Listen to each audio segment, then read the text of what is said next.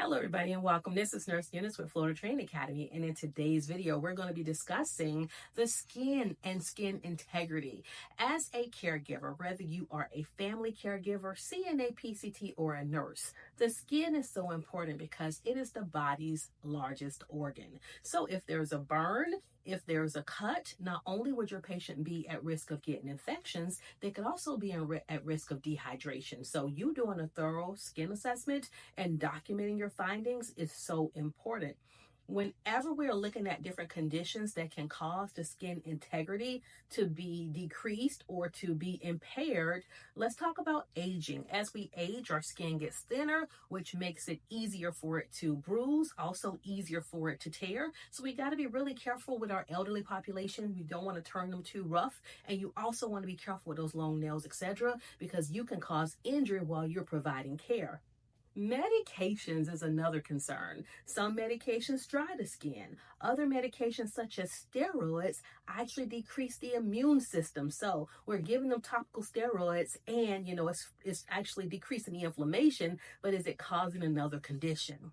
Medical conditions like diabetes. So that's why we're always checking our diabetics' feet, checking their skin, because they have impaired healing. They do not heal as fast. Incontinence, yes, incontinence care is so important. A lot of your facilities are diaper free, and that is because we expect for you to clean your patients as soon as they have an episode of incontinence. Number one, let's try to prevent it. Let's try to get them on the bedpan or get them out of bed more frequently if they are able to ambulate. But if you allow your patients, your family members, to lie in fecal matter and or urine, of course, the acidity, just having that on the skin, the bacteria, that would erode the skin and also cause impaired skin integrity. And then lastly, don't forget about nutrition and hydration.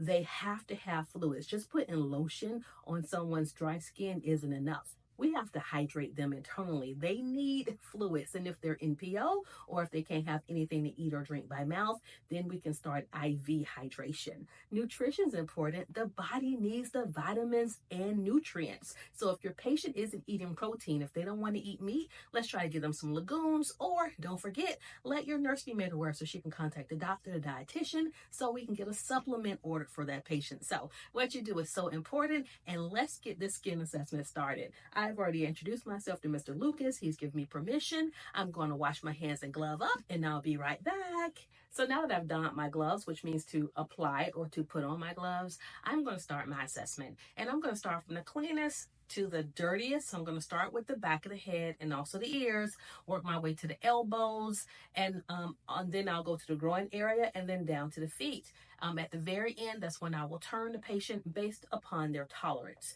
And so Mr. Lucas does have a trach, so I'm going to, just make sure that he doesn't need to be suctioned or anything else before I turn him, because that can cause extra distress. All right, so let's go ahead and do our first portion of our assessment. I'm going to lower the rail nearest me. Mr. Lucas, is it okay if I touch your head? All right, thank you. You feel okay? All right, everything looks good there. I'm looking at his ears, especially if a patient has a nasal cannula. Sometimes the tubing can erode the ears, so you want to make sure everything's good there. A bony prominence is anywhere bone is touching bone or bone is touching bedding. Mr. Lucas, does your elbow hurt? All right, he said no. All right, and don't forget that before you leave this side of the bed that you need to let your rail back up for safety.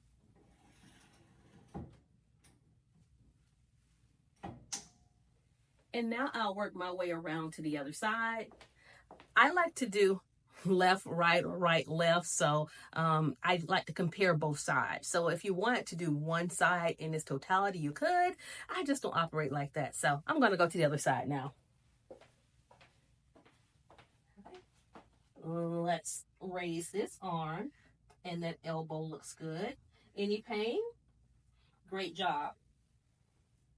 Of course, in the real world, we would not overexpose our patients, but Mr. Lucas is really cool. He helps us train healthcare providers all day long. So he says it's okay for me to pull his covers back, which is what I'm doing now. So head, ears, elbows. I'm just going to look at his groin area. Of course, if he had on an incontinent brief, I would probably save this for last, but I just want to open up his inner thigh, to make sure that this area is clean, dry. There's no yeast smell. That is wonderful. Everything feels okay right there. No irritation. And now I repeat that process and do the same thing over here. Let's open up. Let's look there. And everything looks good. Now when we're checking Mr. Lucas's feet, I'm going to remove the sock. I'm going to look at the heel, touch it. Blanching would be paleness. Right now the skin looks to be uniform. Everything's the same color. Sometimes if he's on his side and those inner toes, the great toes are touching, he could have a pressure ulcer here. All of his toes look fine. All right, so everything on this side looks great. Would you like your sock back on? He nodded and indicated yes.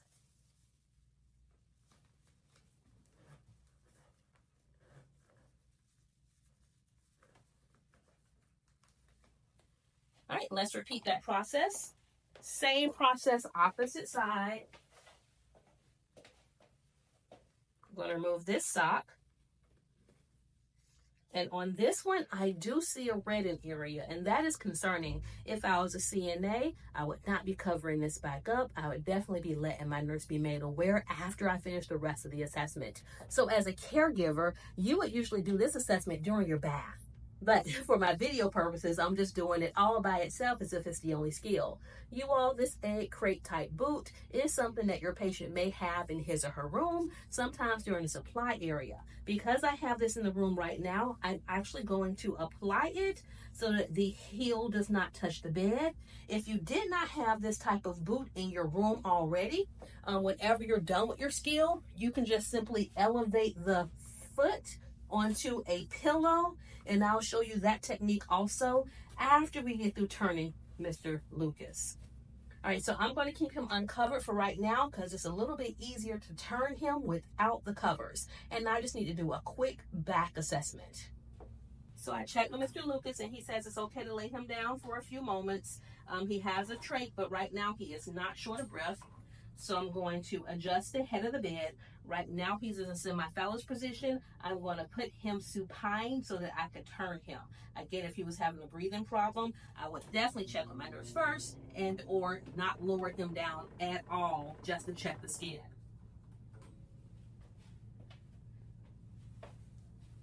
All right, let me get your drain.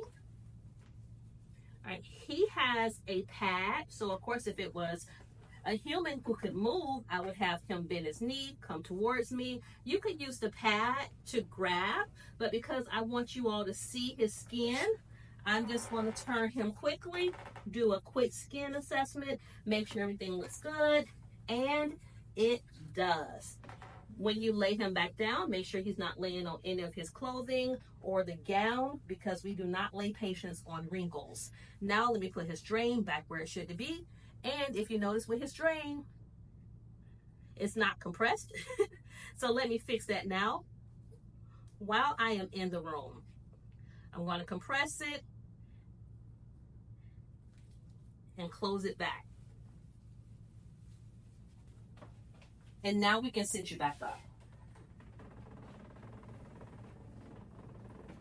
Thumbs up, thumbs down.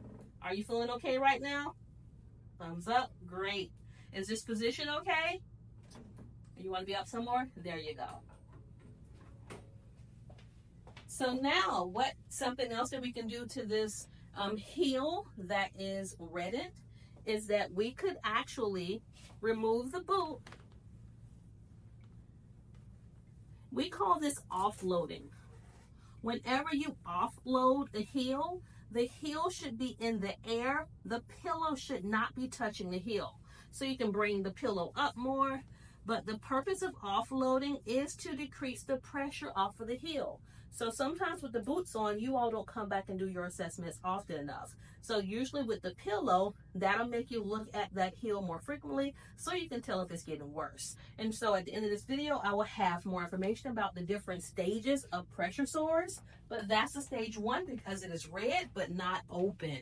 All right, so everybody, I just need to make my patient neat in the bed. So I'm going to make sure his gown is good. I'm going to pull up the sheets at the end, make sure you give him the call bell. when you're taking off your gloves or doffing your gloves, you're going to pull down, 2 fingers under. You're going to put this in the wastebasket. Then you can use sanitizer or you can wash your hands. If you're a CNA, you would make sure, of course, the patient had a call bell, open back up the privacy curtain of the door, and you would go and notify your nurse of the impaired skin integrity. To the right heel, there's redness. I have elevated it. And then after you notify your nurse, you need to go document in that chart. If you're the nurse, of course, you can look for standing orders. Maybe there's already an order on your floor as to what to do if a patient has a stage 1 wound, a stage 1 pressure ulcer, or impaired skin integrity. You also want to notify your physician. It may not be as urgent. Maybe you can notify your physician when you see him or her in the hall doing rounds. But either way, we have to work together as a team. And as a nurse, you don't want to see an impaired area on your patient's body and not make the physicians aware. So everybody, if you learned something, if you like this video, please give it a thumbs up.